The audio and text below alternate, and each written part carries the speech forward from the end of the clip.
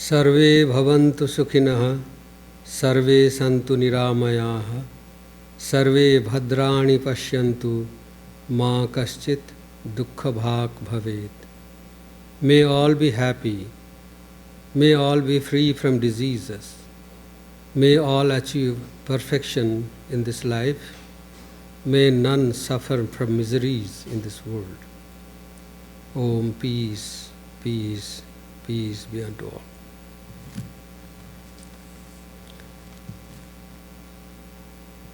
Dear Yogatmananda ji and dear friends, thank you Swamiji for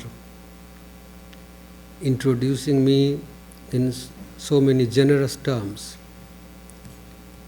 Well, his grudge is unfounded because he does possess a very good memory. He has not forgotten when I came, because it is only 12 years within that I have come. So he is known for his memories, and you know also. But thing is that when you have such a competent teacher here, then I felt myself wanting in knowledge to come here and to speak before such a knowledgeable audience.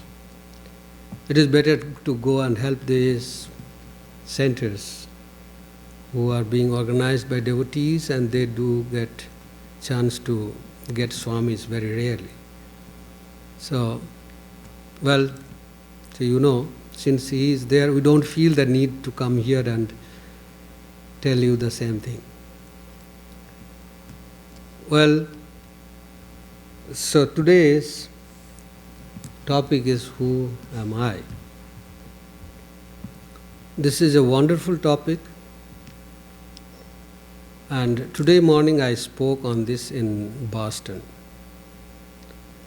And there one gentleman asked me a question, and that inspired me to speak on the same topic, but the matter would be a little bit different. I did speak thoroughly on that idea. Vedanta has got several approaches to this question. Several approaches. I spoke there on the analysis of our three states, avasthatraya vichara. Today I want to look at what Sri Krishna says on this, and what a practical way it is. Sri Krishna is one of the very practical teachers. And how does he look at this question? So I would try to look at it from a very practical standpoint, and he has analyzed this thing in the second chapter of the Bhagavad Gita, and he has offered us 5 conditions which would help us to solve problems in life. That is very practical. Well, just to briefly talk about what I have spoken in Boston, that would give an idea of this question. This question itself seems to be very wise, but some people may think that this is otherwise. Because if you ask me a question, who are you? Or maybe a little bit politely, can you kindly introduce yourself? Or if I ask that question to you, it is fine, we know that everyone has a CV prepared already, so we can read that out. But when I stand before you and ask this question, who am I? Some people may think this person is wise, and some people may think lost his mind. So, who am I?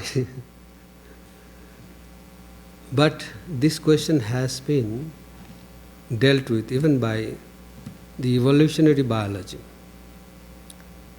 Evolutionary biologists say that when we evolved to the species called Homo sapiens,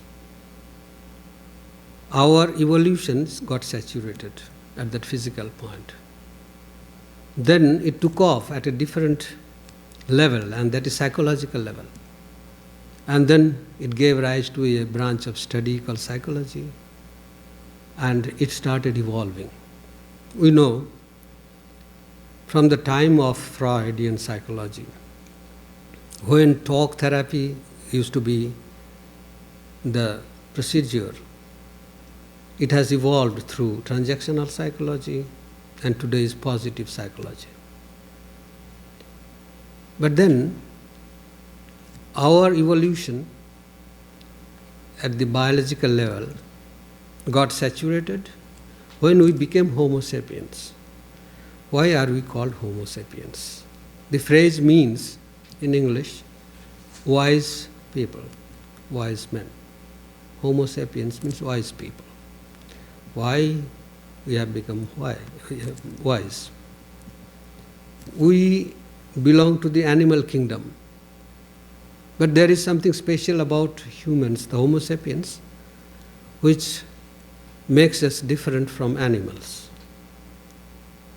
The scriptures say that eating, drinking, merrymaking, sleeping, experiencing fear, and then procreating, these are traits common to both animals and humans. What is it that makes us different? Makes us different from animals? We have seen the evolutionary biology says, particularly in the book The Selfish Genes, at the last chapter we see that Richard Dawkins says we are different from animals because we have got three special traits. One is that we can learn language. Second is we can hand down or transfer culture from generation to generation. And third thing is that we can practice true altruism. Means we can sacrifice our selfish interest for the good of others. We can be unselfish. But then the scriptures say that it is the intellect which makes us different. And evolutionary biology says that we have become wise people, Homo sapiens. What way are we wise? We can ask questions about ourselves. That is special about us. Have we ever asked this question to ourselves to prove that we are wise people? Have we ever asked? We should ask. So, the Bible in the Genesis says, from dust you come, to dust return. So that is about us. We are a product of this material universe, looking at us from the biological standpoint. Product of this universe, product of the elements of this universe. At the end we go back to those products. So from dust we come, to dust return. Then Longfellow has written a beautiful poem, a psalm of life, a song of life. There he has said, dust you are, to dust return, have not spoken of the soul.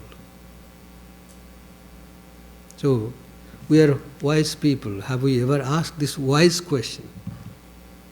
Who am I?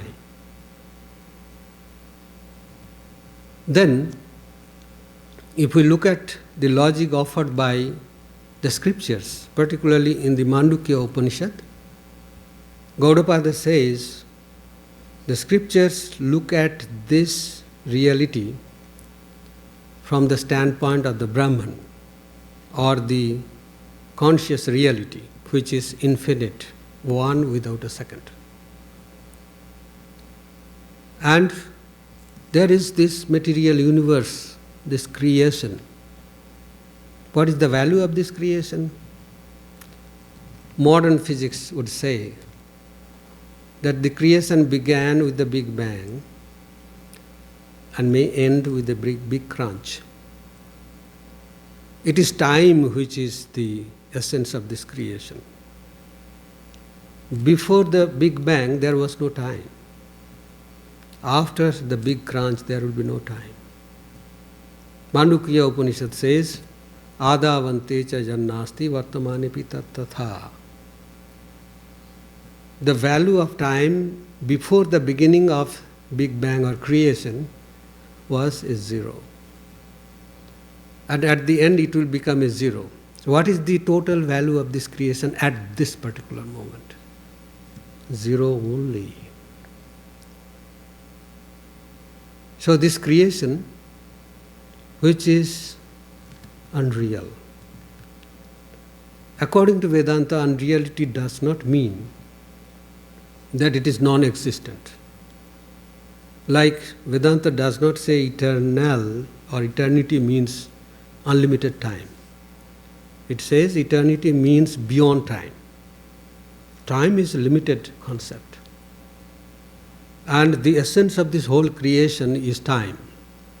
If we remove time from this creation, anything from this creation, that thing does not exist. Kalo hi jagadadharaha. Time is the essence of this creation. And kalo jagad bhakshakaha. This time itself will devour the whole creation. The zero is the value of this whole creation.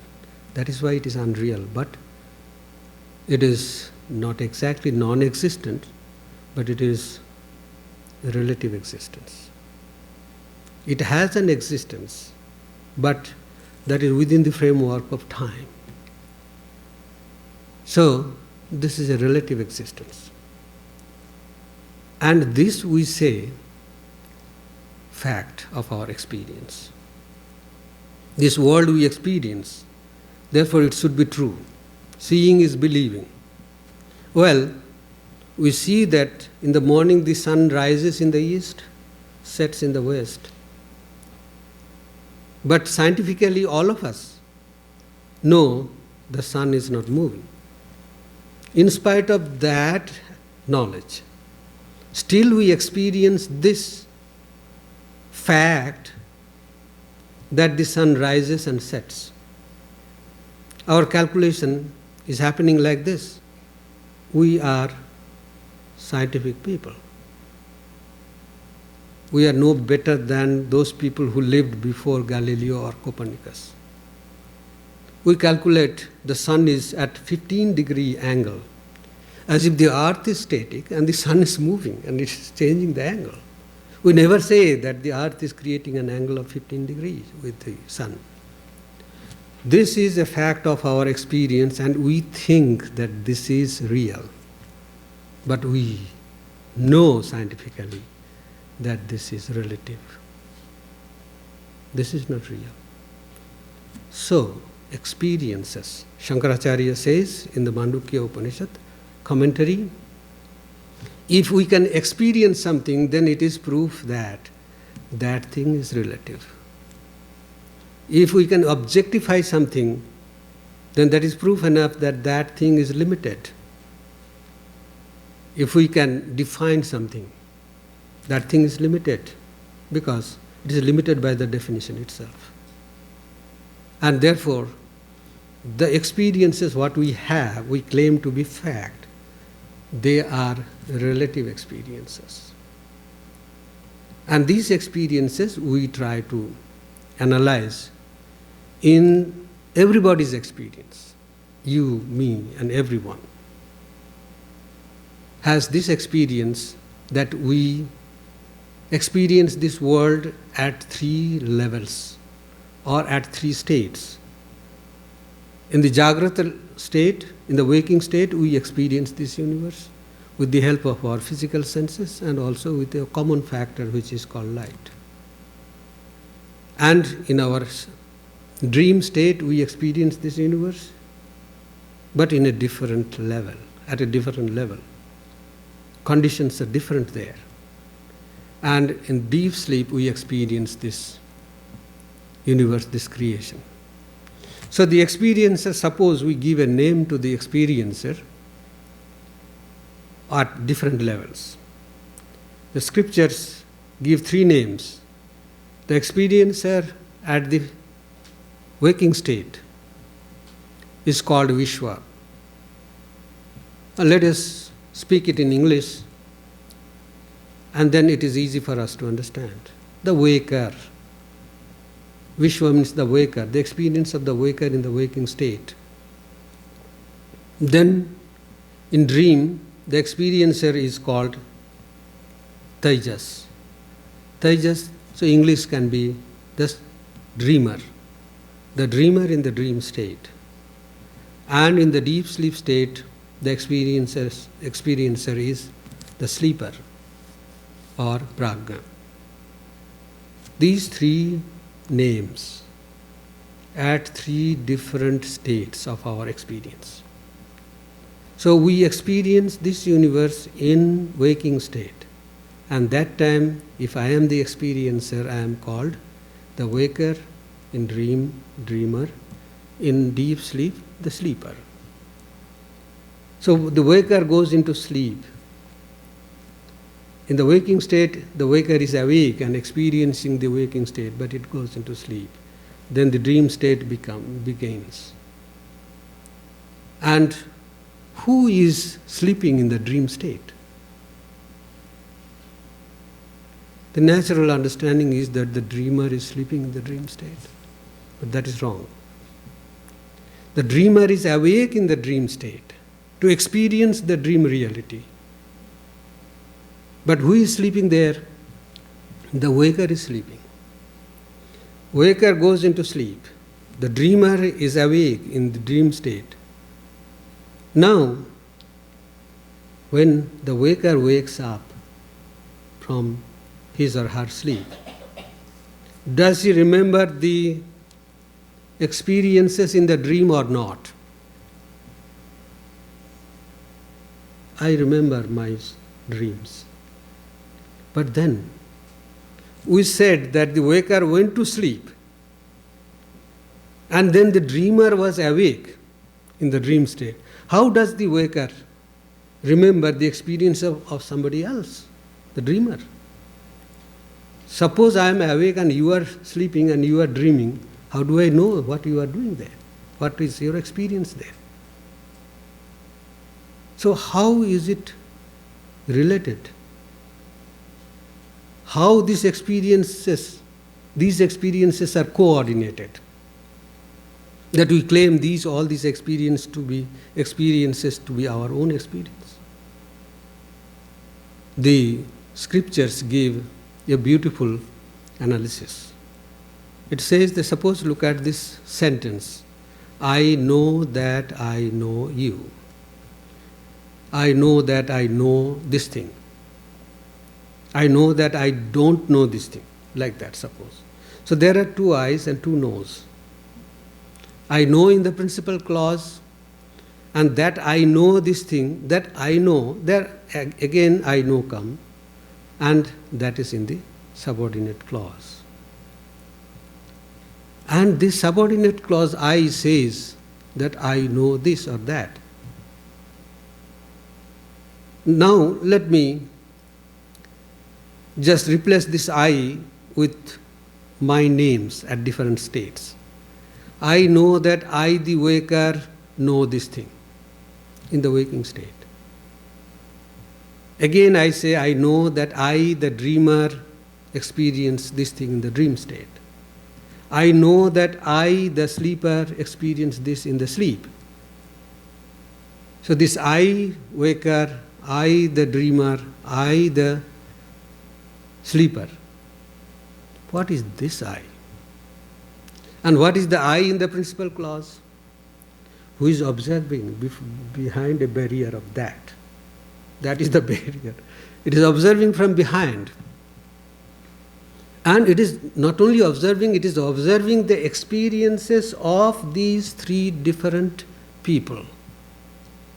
And that is why it could be coordinated. Suppose in an office, we work in 3 shifts. day shift, evening shift, and night shift. The day shift one is called the waker, the evening shift one is called dreamer, and the night shift person is called the sleeper. Now there is a computer, common computer, and three of us are working on the same project. Now during the daytime, waking state, the waker comes into the office, works at the computer on the same project, goes back. And then the dreamer comes. He picks up where the waker had left. And then he does some researches and experiences are recorded. He goes, then the sleeper comes. Then they know this way. How do they know? But there is a common computer, hard disk. And there, the experiences of these three are being recorded. The computer hard disk is not doing anything, excepting recording. It is neither the experiencer, nor the knower, nor affected by any state. It is beyond that, but recording, observing as the witness. And therefore, the experienced world, the world that we experience, that experience is relative and does not stand by itself. Only because someone different from them is the witness and recording all these things, there is the coordination. There is a story which speaks of how logic was developed, reasoning was developed. A deer came running to a yogi in the forest and asked for shelter because a tiger was chasing the deer. Then the yogi said, "You go and hide yourself in my hut. You'll be safe there." Then after some time the tiger came. And the tiger asked a quick short question. "Have you seen the deer?" The yogi got perplexed. He said, "Whom are you asking this question? Are you asking this question to my eyes?" Well, they might have seen, but they can't speak. They can't speak. And if you are asking this question to my mouth, the mouth has not seen. Then how can it speak? Actually speaking, friends, there is no coordination between our senses. Left to themselves, they can't coordinate between them. There is no coordination. There is a coordinating point, and that is the real I. Which I is this? I know that I know this thing. Subordinate clause I is unreal I. And the principal clause I is the real I, who is the witness, who is coordinating everything in all the states of our being. And that I is the real I. And now if we equate ourselves with the subordinate clause I, then the experiencer and with its experiences are proved to be temporal, temporary, and unreal.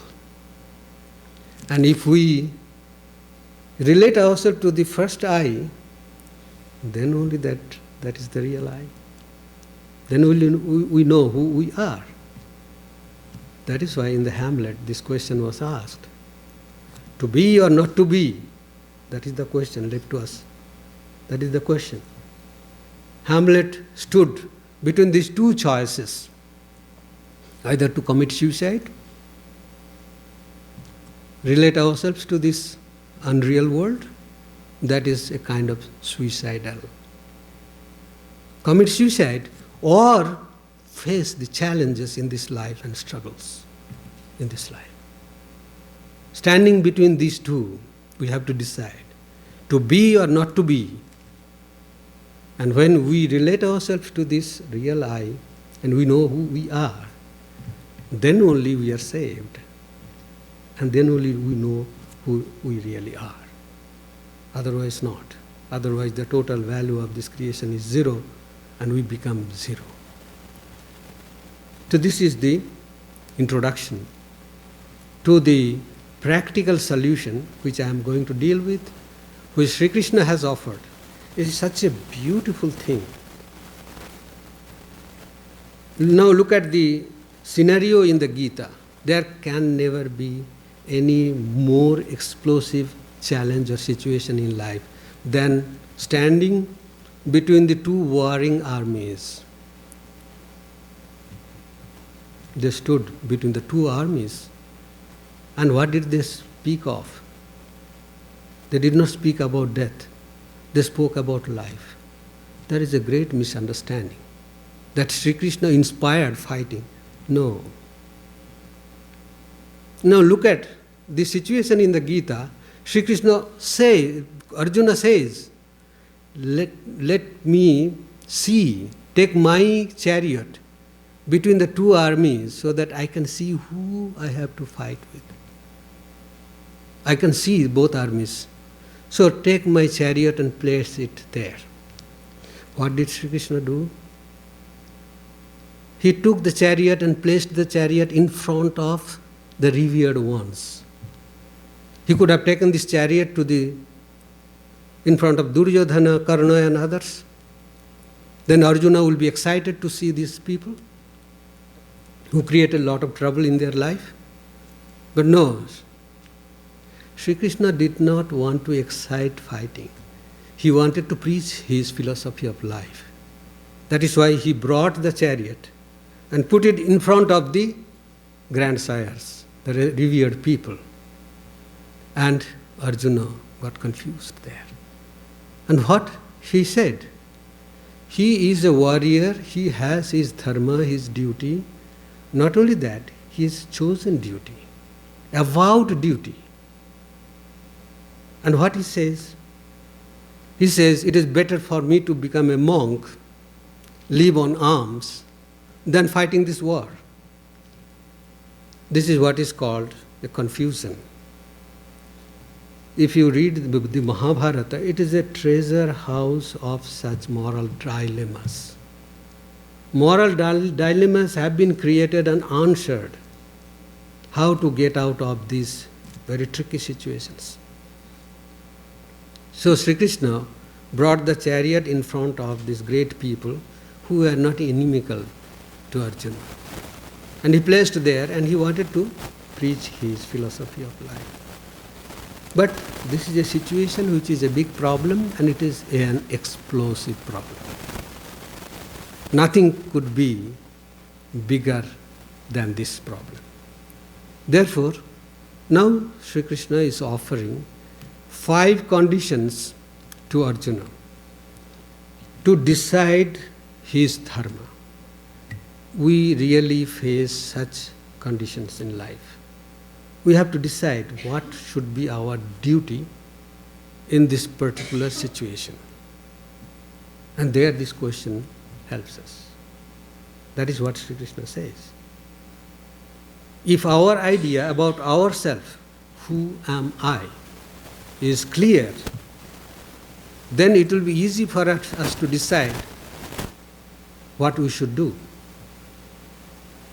See, the modern science, particularly Newtonian science, teaches us in the third law of Newton that for each and every action there is an equal and opposite reaction. So suppose a child comes and kicks the mother. Does the mother kick the child back? Suppose a dog comes and bites me. Do I bite the dog in return? Something in me holds me back.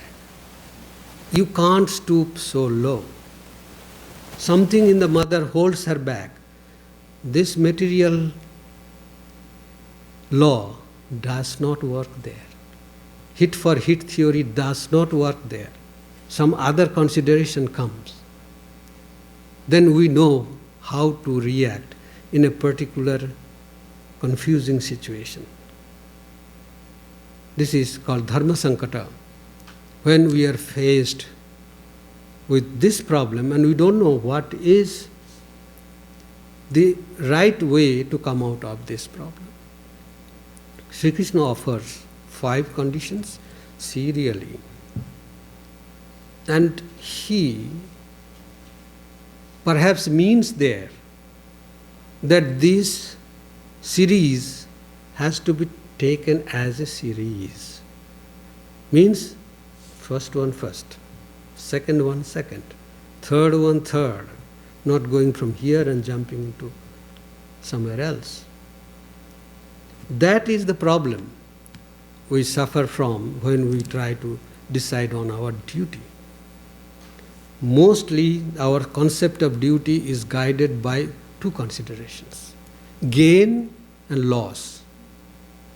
And then we calculate risk and reward. What is the gain?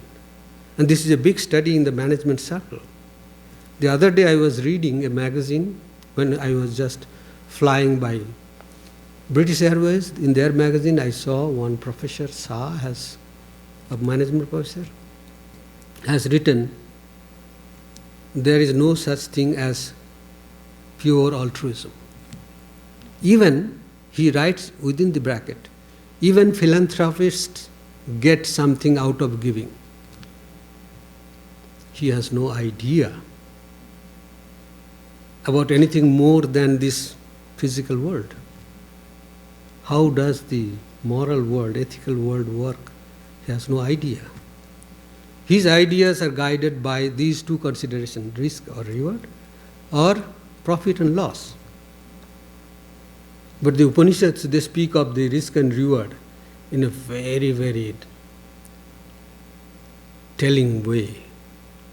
Brihadaranyaka Upanishad says, Yo va etad aksharam gargi aviditva asmat lokat praiti sakripana. The person who quits this world, means who dies, without knowing who that person himself or herself is. Without knowing the self, he is called or she is called a kripana. Kripana means a miser. You know, a miser is a person who lives a beggar's life to die as a rich man. He is a miser. So we have not utilized the resources which have been given to us. And we just don't ask this question. Yoba etad aksharam gargi aviditva, without knowing the self. If we die, this is a great loss of a great opportunity. To be or not to be is the question. Have not asked of the soul. And then the next thing it says, Yoba etad aksharam gargi viditva asmat lokat praiti sa brahmana. What is the gain? If you know who you are, knowing that if you quit this world, then you are a knower of Brahman. You become one with the infinite reality. That is the gain. So the gain and loss have been weighed on the basis of our spiritual loss or spiritual gain, not material loss or material gain. Then these type of observations like that there is nothing as true altruism will not happen. Yes, philanthropists get something out of giving. This is not true. It is just like charity, doing compassion and giving out doles to those who need it. There are different types of austerities. Some people do not get to eat. They are deprived. Some people deprive themselves of food because they are on hunger strike. These are 2 examples used by Professor Amartya Sen. So some people may go on hunger strike, so they don't eat. Some people do not get anything to eat. But there may be some people who do fasting. That has a better value. Same result. All these 3 people are not getting food. But someone is doing it willingly. They are not just ordinary materialistic philanthropists. They are inspired by some higher values of life. And these are spiritual values. So, Sri Krishna speaks of these conditions. Look at first who you are. Then look at this world, how you can react to the problems in this world. Third thing is, then you know what is your duty. So looking at the problem from the standpoint of the Atman, number one. Looking at the problem from the standpoint of Anatman, number two. We have discussed what is Anatman, what is unreal, what is relative. From the standpoint of that, because it is very practical philosophy. And then look at yourself, what should be your duty. How you should deal with this problem. Then you know what will be your gain and what will be your loss. They are secondary. They are of secondary importance, but first important thing is that take the first thing first. So we suppose we are responding to the challenges offered by a problem. Now, if we respond to the problem from the physical level, biological standpoint, then our values will be guided by instincts, animalistic instincts. So question is who you are. Are you this biological aggregate, gene machine? If we think that we are only gene machines, then our response will be genetic response. And what is the genetic response? Horrible, just. Horrible. And then our response will be from the animalistic level. Instincts will work, no brain there. Instincts will work. If we have evaluated our worth at the psychological level, then our response will be psychological. The mind will react to it. And what is this mind? It is a storehouse of very beautiful things. And they are counted 6 in Hindu psychology, and they are counted as 7 in that great book written by St. John of the Cross, The Dark Night of the Soul. 7 cardinal vices. The Hindu vices are 6. They are very great things. Greed, delusion, pride, anger, jealousy, envy, all these things are our the storages in our mind. So if we respond to the problem from the psychological level, then jealousy, pride, anger, these things will control our decision. We get involved in that problem. We become part of the problem. We lose the right to think on this as a witness. If we know that we are at the spiritual level, it is a spiritual being who is responding to, say, material problem. Actually speaking, all problems are spiritual problems because it is being faced by a spiritual personality. If we look at ourselves from a spiritual standpoint, then I can't stoop that low. I can't bite the dog in return. The mother cannot kick the child in return. Something holds us back. We become more mature. We keep the right to decide on any problem. Otherwise, we become part of the problem, and we should not decide on that. We should go to the third person who would be advising us. Counseling is necessary. So Sri Krishna says, first decide who you are from the standpoint of Atman.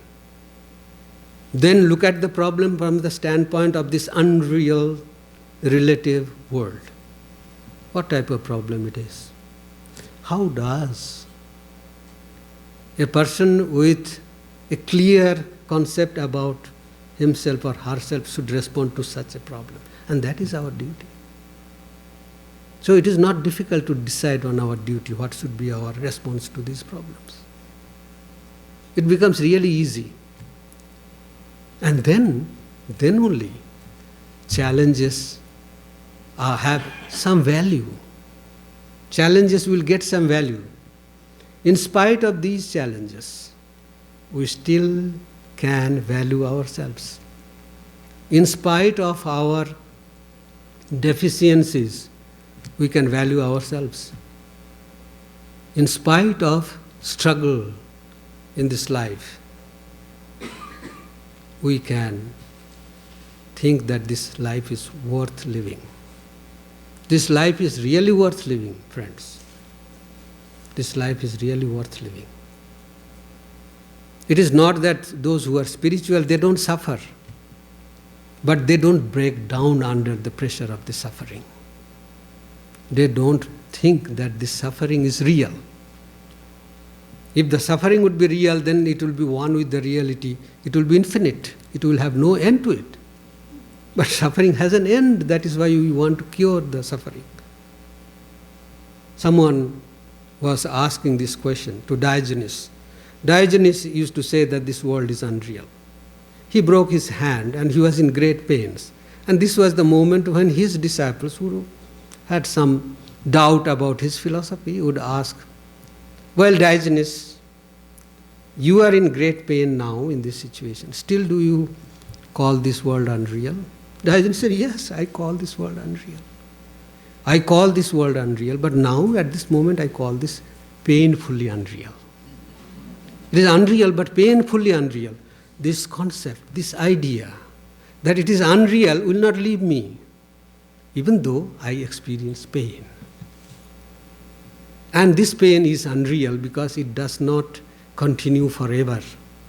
It is temporary, temporal.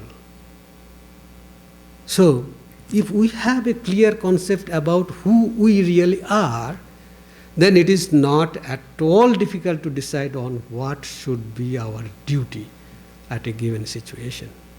It may be a very difficult problem, but we know how to respond to that challenge. We know who is responding. The mother is responding to the kick of the child. So it is not a materialistic way that she would choose. She is a mother, she knows that. If we know who we are, then this world becomes a playground.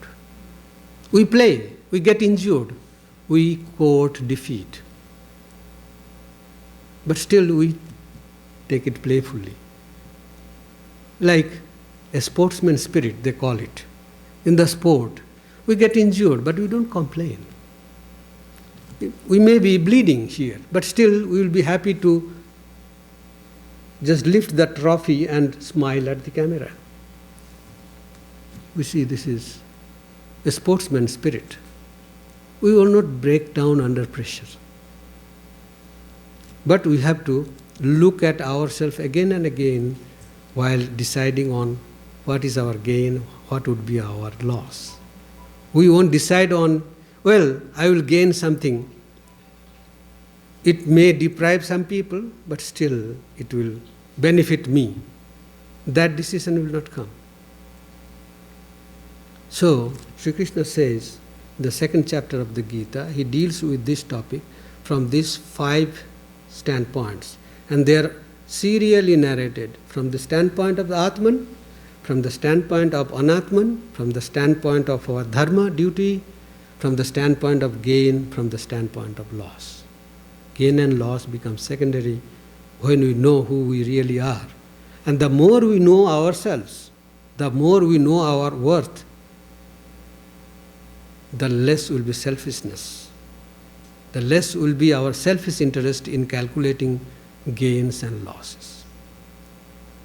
You know, Thomas Alva Edison, who had so many patents in his name, he said, I never failed in life. I have only discovered 10,000 ways which did not work for me. I never failed. Look at the positive approach. I have discovered 10,000 ways which did not work for me. Actually speaking, that is the standard we follow. Those who are doing PhDs or doing some research, what do? they choose on a topic. Well, I will try to do experimentation on this postulate, on this assumption. And then what do? We Google and try to see if someone has already tried on this.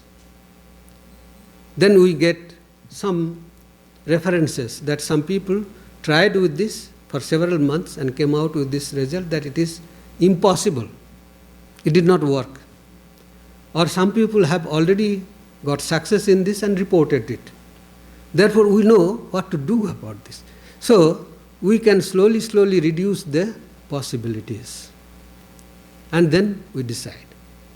So, we don't get disturbed when something did not work according to my expectation. And that is the guiding spirit in the Karma Yoga.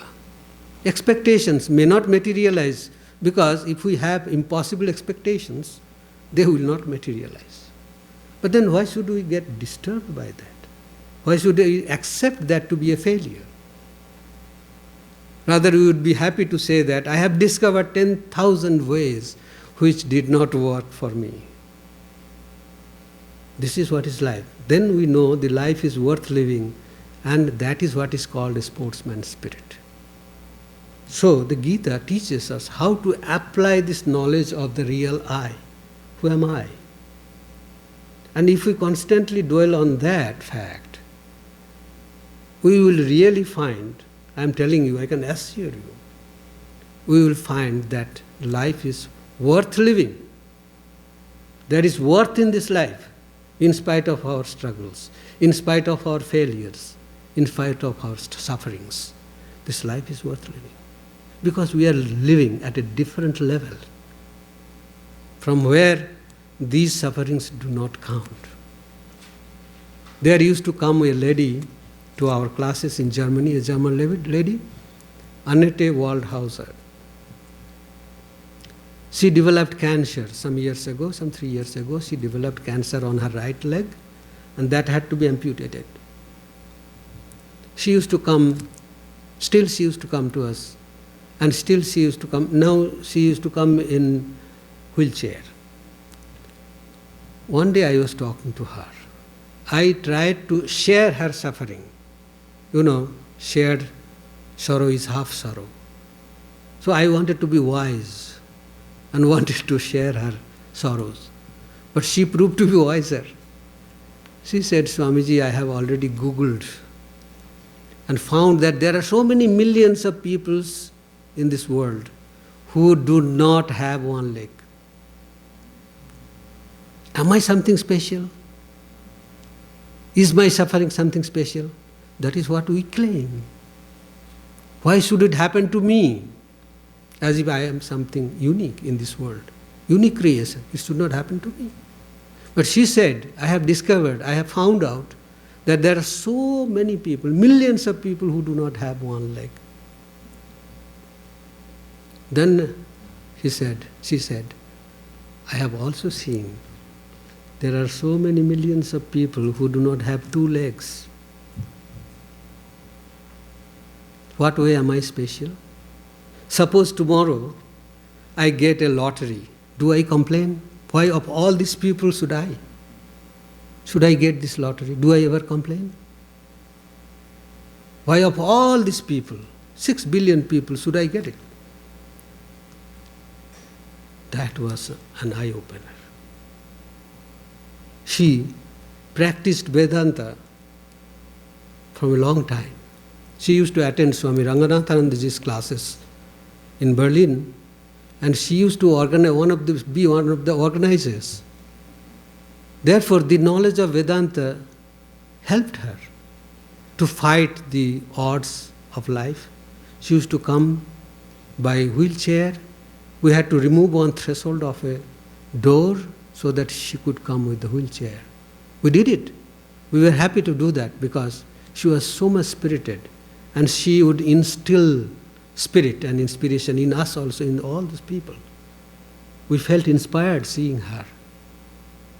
So, value, the worth of ours, should be fixed at a different level. We are not ordinary biological entities who are governed by these laws of genetic struggle. We are not psychological beings who are mostly governed by these beautiful enemies. Even Buddha, when he was about to realize, he had to fight with these bad propensities of the mind.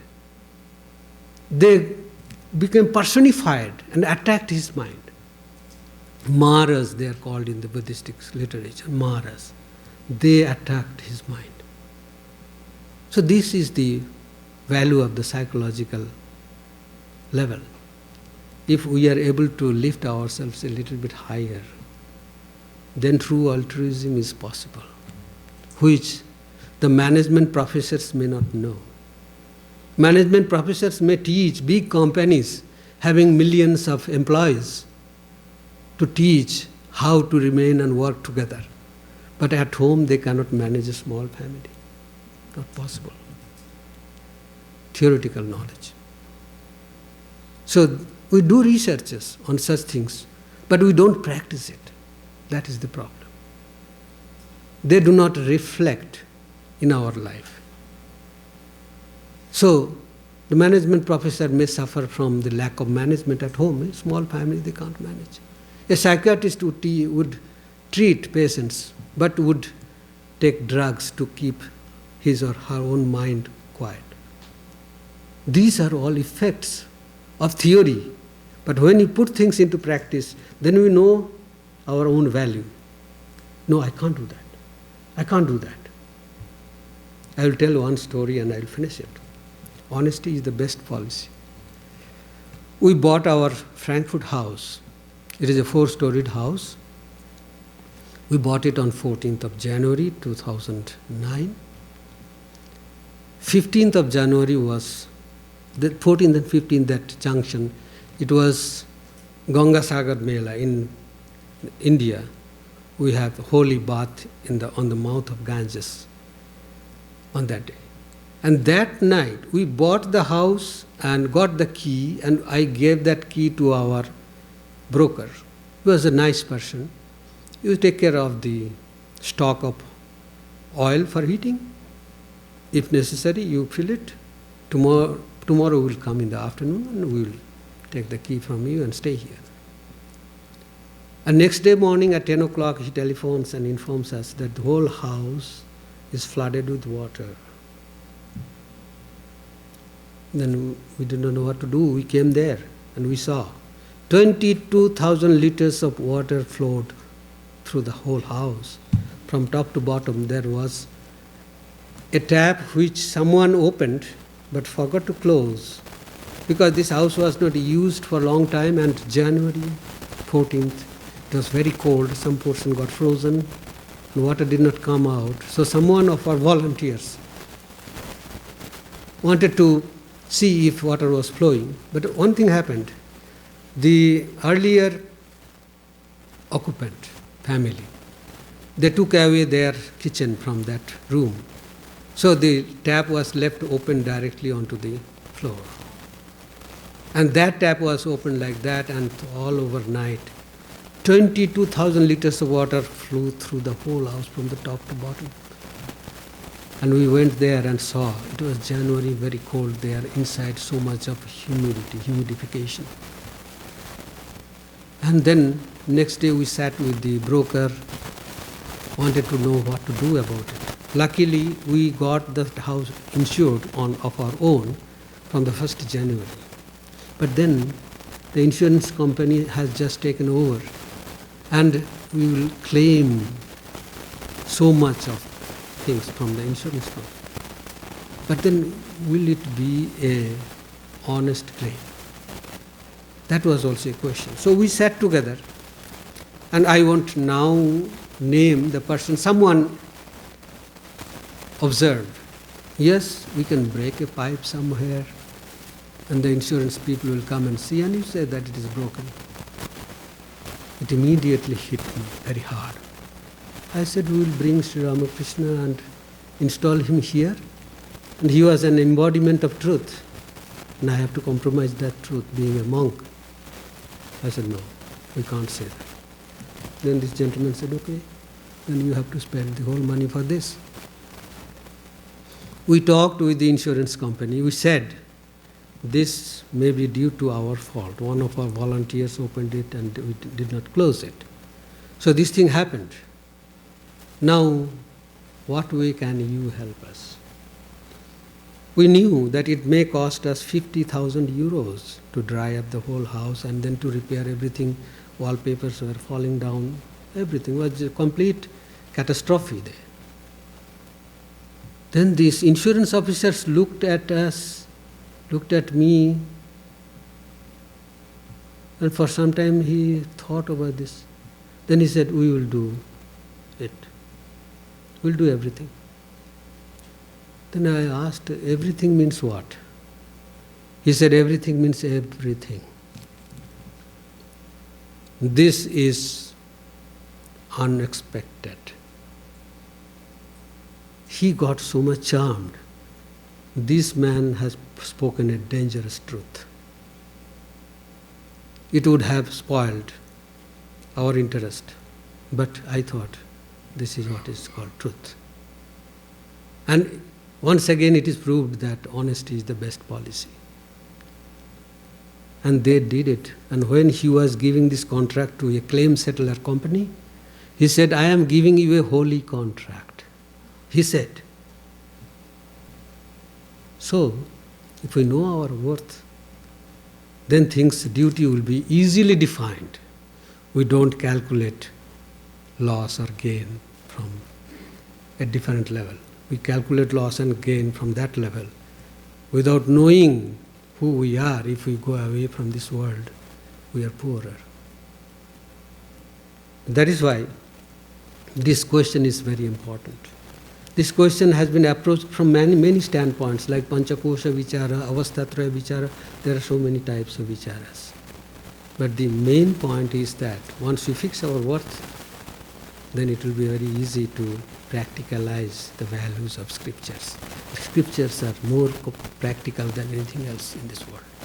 They are more practical, and they have been developed through rigorous experimentation and researches, mind you. Rigorous experimentation and researches. And that is why they have their value. And if we follow them really seriously, they will prove to be worthwhile. Thank you very much. If you have any question, so otherwise if you want to contribute your ideas, you are welcome.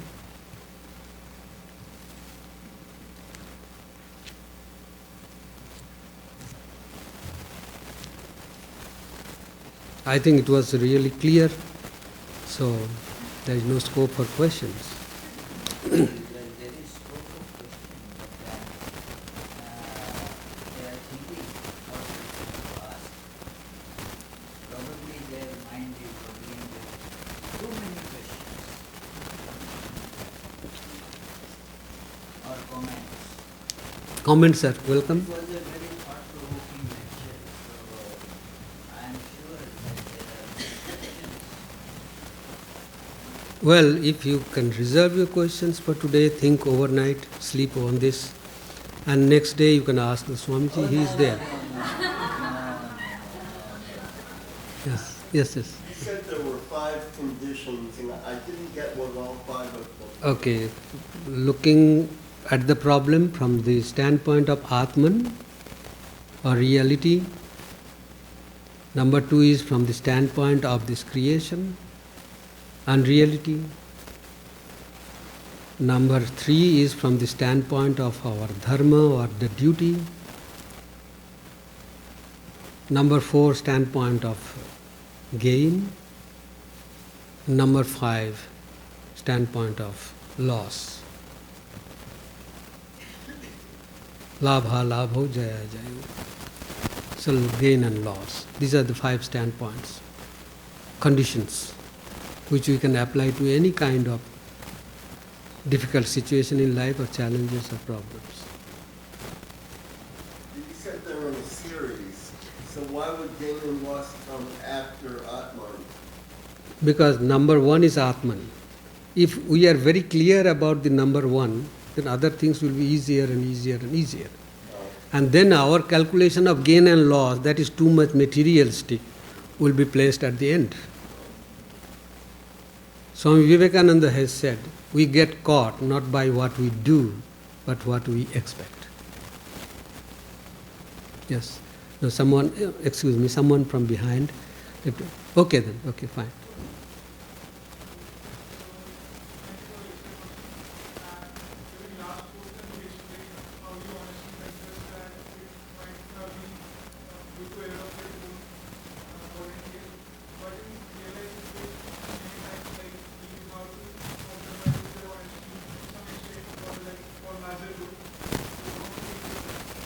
Yes, that is a nice question that has been beautifully answered by Swami Vivekananda, none other than Swami Vivekananda himself, and it has been also discussed at different levels in the scriptures. But the idea is that in modern day they have consideration of two types of ethics. Meta-ethics is something which depends on the result, not the means. If it is for the good of many people, then little sacrifices have to be accepted. Sacrificing little interest for the greater interest is called meta-ethics. It is the ethical value has not been judged by the means you take. Ethical value is judged by the result you get. So, for a greater ethical consideration, we have to sacrifice the lesser ethical considerations. That is practical. Like, suppose we generally think that there is a choice between good and bad, but there can be a choice between bad and worse also. So it used to be such a situation when, even now also, the recent case happened in Ireland. So when at childbirth, the question comes, who to save, the mother or the child? We do decide on that. But any kind of decision will involve a killing and a saving. Either you kill the child or kill the mother. Either you save the child or save the mother. So now what to do in this situation? So there will be a consideration of greater values. Then you sacrifice the lesser value for the good of greater value. This is called meta-ethics. The result will be more ethical. Therefore we have to sacrifice the lesser values. Yes. Yes, ma'am.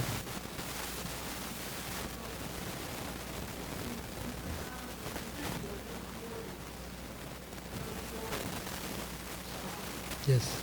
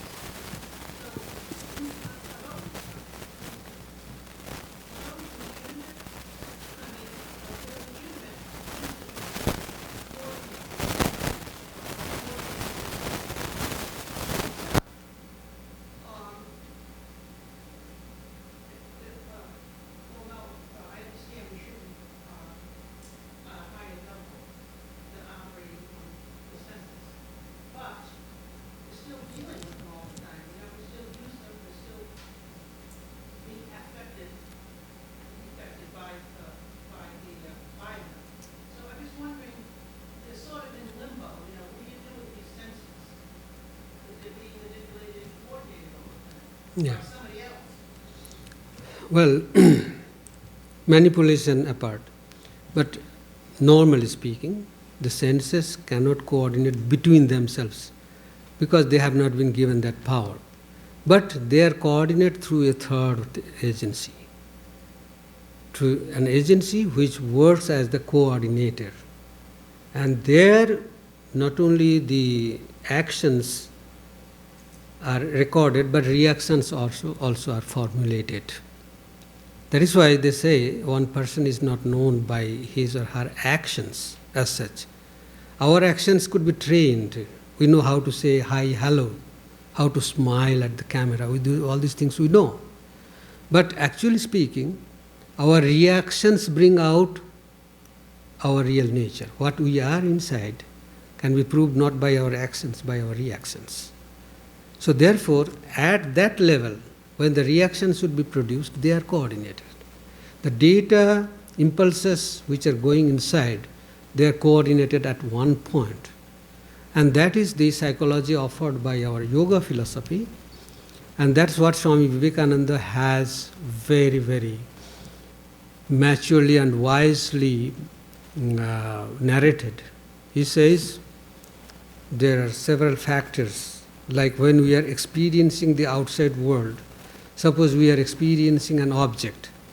So we get some impulses from the object, and they are cognized or recognized by our senses. Suppose I am looking at this microphone, so this imprint or picture is taken into my body with the help of my eyes.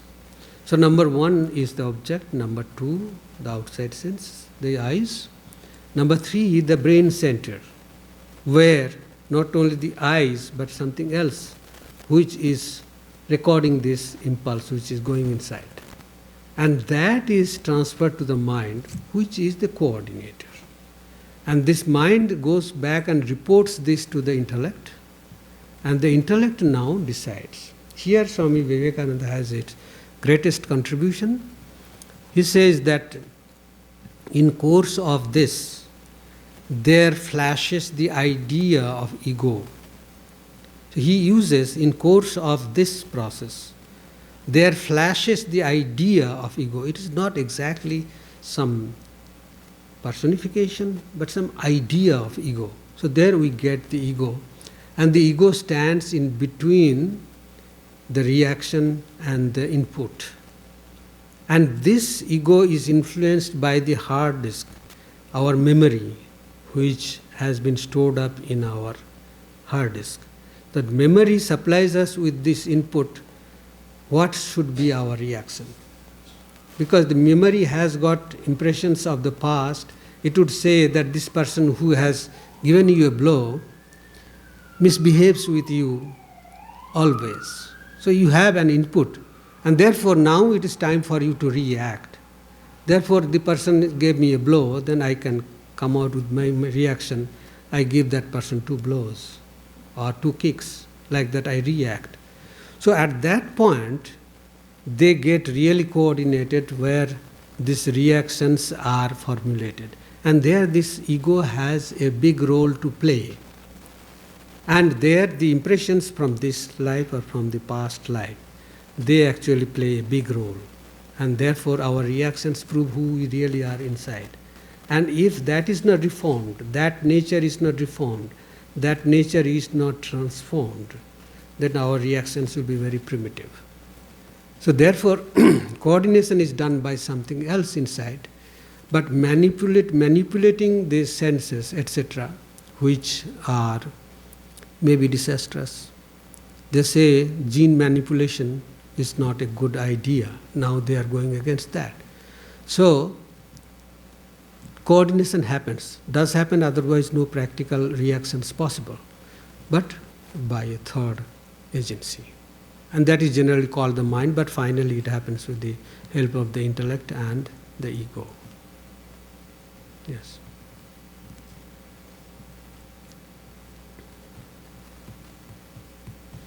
Okay. Okay, there are some. Yes. Swami, in answering the last question posed to you, was the action, reaction, both. Where does the Buddha come in? I was trying to talk to understand that. Where does the Buddha come in there? Intellect is, the name of the Buddhi in English is intellect. So intellect comes after the mind. Intellect is the deciding factor, it decides. But in course of that decision making, this ego supplies with its input. So ego says, no, this is your child, you cannot react that way. No, this is your enemy, you cannot be friendly. So the ego gets all the impressions or input or data from the hard disk, which is called memory.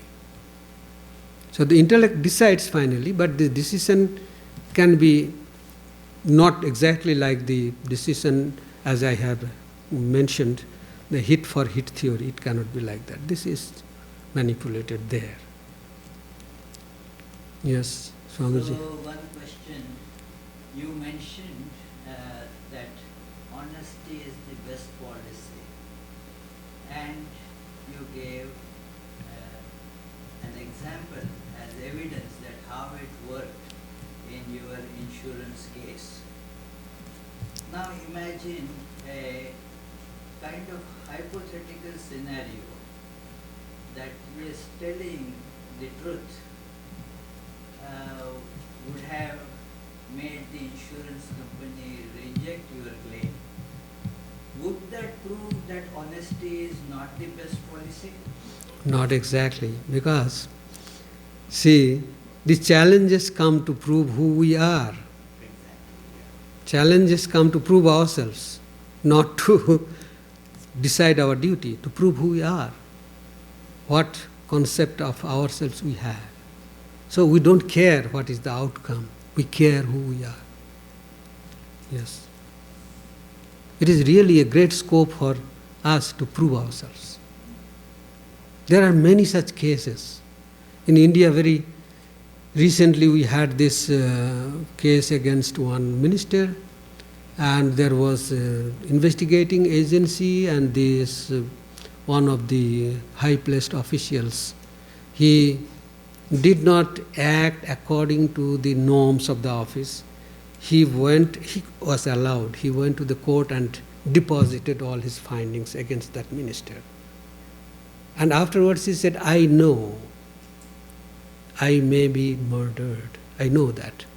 But I read Swami Vivekananda. Therefore I did not care whether I am killed or not, but I valued this thing more. That is why I deposited. Even now, he lives under protection, because he may be killed any day. He did not care.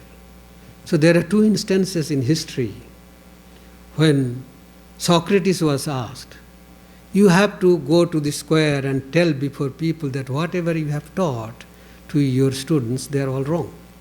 Socrates said, I value truth more. Otherwise you will be killed. You have to take poison. Socrates said, I value truth more than my life. Then I can't withdraw those statements. They are all true. So he drank hemlock. And then the same situation came in the life of Galileo. He wanted to be a practical person. So when he was asked to acknowledge before the audience that what he said, that the earth is going round the sun, not otherwise, then he went and acknowledged that. He said before the audience, yes, whatever I have said, that is wrong. The earth is static and the sun is going round the earth. When he was coming down, his friend asked, what did you say? That is wrong. He said, even if I say that, still the earth is moving. It does not depend on my assessment. That is truth. It does not depend on my assessment. So this is one approach to that. But there is a great approach that Socrates said, I value truth more than my life. And that is his value. That is why he became such a great person. Yes. So these are big truths we're talking about, and honesty. But sometimes when my parents call me and I haven't eaten lunch, I tell my mom, like, no, I ate something, I made it at home. She's happy. Is it something to do which is correct? Or I should tell her that, no, I did not eat and I did not cook, and she's going to be tensed somewhere in India and take home. Well, a question was asked to Richard Dawkins. He is an atheist. Someone asked, is it good to tell children that there is no God? Is it good to tell children? Dawkins said, I believe it is good to tell children what is truth. Whether it is God or reality or anything, what is truth? So, it is always better to tell the truth, because then practical life is possible. See, the categorical imperatives in Kantian philosophy, that ethics, categorical imperatives. What I do, it should be a universal thing. If I think that I am allowed to tell lies, I should allow others also to tell lies. Then practical life is not possible. Then somebody says that, okay, tomorrow morning at 10 o'clock we will meet at the station, but both of us still told lies. Practical life is not possible. Therefore, they say, Sri Ramakrishna said, everything can be sacrificed for truth, but not truth for anything. That is true. Yes. But in terms of that last question, what about Holy Mother when she wanted to get Thakur to have milk, and she said there was, I think, less than she really gave him? Are you familiar with that? Exactly, I could not follow that question. That Holy Mother's, that incident, Okay. she told that it is only this much milk, but Yes, she yes. used to condense lot of milk. Yeah. And then she explained to others when they said that, well, for the health, this is okay. Well, sometimes things are difficult for us. Things are difficult for us. Sri Ramakrishna says that I was meditating and I found that my mind has gone to Rasik's house. That is a great encouraging example for us. We take it as a clean sheet for us. If a mind of Sri Ramakrishna can travel to somebody's house at the time of meditation, our mind can go to any supermarket. What is the problem? The problem. So the problem is that one of our Swamis used to say that first check the level of your consciousness. Suppose I am meditating. My mind has gone to a church, to Vedanta Society shrine. That is the level of my consciousness. Suppose at that time my mind has gone to supermarket, World Green or anywhere. That is the level of my consciousness. Very dangerous thing. That is the level of my consciousness. It is allowed to travel, but where is it going, that counts. Sri Ramakrishna's mind went to Rasik's house because Sri Ramakrishna is the savior. He needed to save Rasik out of compassion, which is natural to a savior. His mind went to save Rasik's house. But on what consideration does our mind travel to Walgreen? To save whom there? To save whom? That is a great question. Holy Mother is beyond truth and untruth. They live beyond truth and untruth. They are relative terms here. This is what Swami Brahmananda told to one of his disciples. Maharaj, what you are saying, that may come true, because he was making fun. Then he became serious. He said, we are beyond both truth and untruth. But this cannot be practiced in the lives of us. We are not actually competent to do that, authorized. Yes.